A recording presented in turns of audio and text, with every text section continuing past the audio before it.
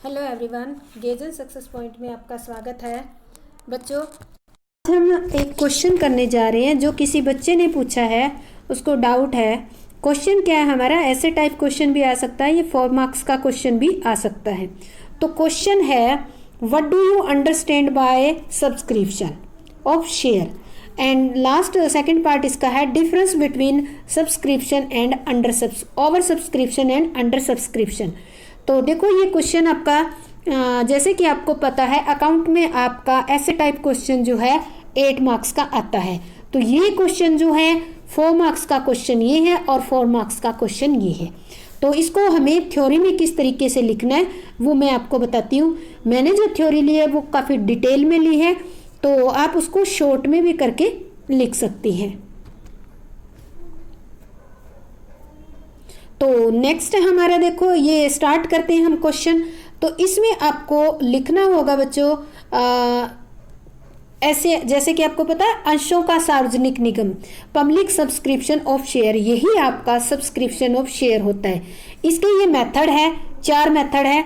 Issue of prospectus, receive application, और to make allotment, और to make calls. तो ये 4 स्टेप होते हैं, ये कंप्लीट करने हैं।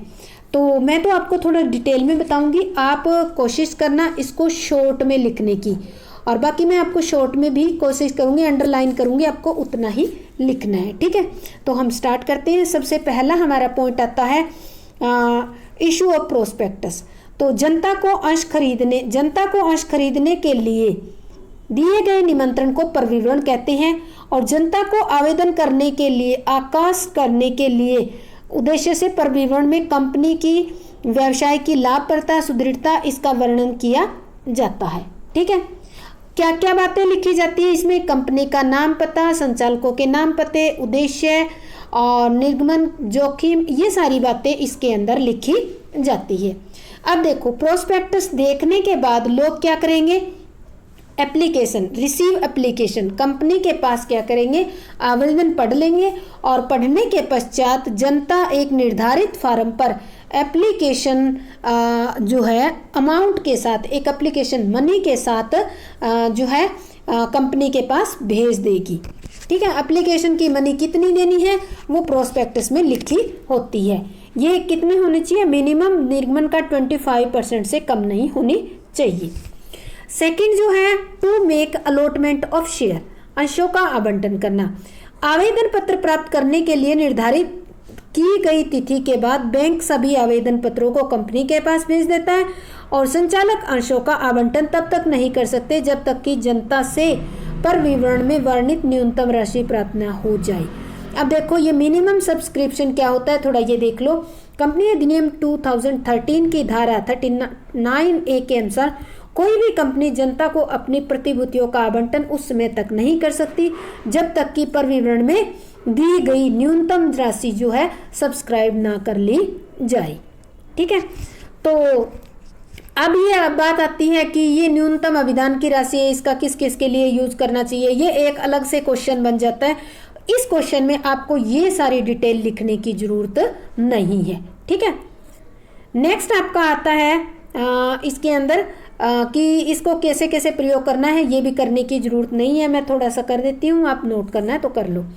नेक्स्ट आता है अलॉटमेंट के बारे में। ठीक है, अलॉटमेंट होने पर, जब अलॉटमेंट होता है तो अलॉटमेंट ओवर सब्सक्रिप्शन की कंडीशन में तो आपको पता ही है कि जितने अंश आपने भेजे उन सब के लिए आपको अमाउंट नहीं मिलेगा, तो इसमें एक एग्जाम्पल ही है, वो आपको नहीं करना।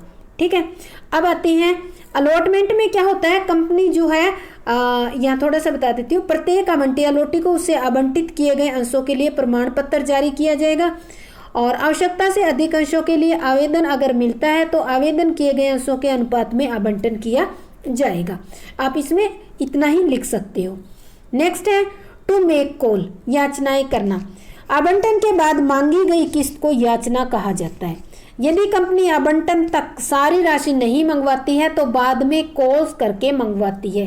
कॉल्स को एक नंबर दिया जाता है, जैसे फर्स्ट कॉल, सेकंड कॉल, इसको याचना कहते हैं, और आर्टिकल ऑफ एसोसिएशन का इसमें पालन किया जाता है। तो इतना ही काफ़ी है इसके अंदर। ठीक है, नेक्स्ट आता है difference between over subscription and under subscription. ये आपके 4 पॉइंट है, 4 पॉइंट आपको ध्यान से करने हैं। अंडर सब्सक्रिप्शन क्या होता है और ओवर सब्सक्रिप्शन क्या होता है। कंपनी जितने अंश जारी करना चाहती है उससे कम आवेदन पत्र प्राप्त होते हैं, उससे कहते हैं अंडर सब्सक्रिप्शन। कंपनी जितने अंश जारी करना चाहती है उससे ज्यादा आवेदन पत्र प्राप्त होते हैं तो उसको कहते हैं ओवर सब्सक्रिप्शन। इसको हिंदी में न्यून अभिधान कहते हैं, इसको ओवर यानी कि अधिक अभिधान कहते हैं।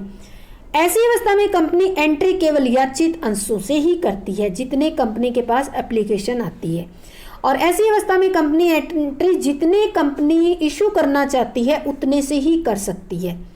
4th पॉइंट इसके अंदर है, उदाहरण है, एक कंपनी 20,000 अंश जनता को जारी करना चाहती है, इशू करना चाहती है, परंतु एप्लीकेशन 15,000 की आती है।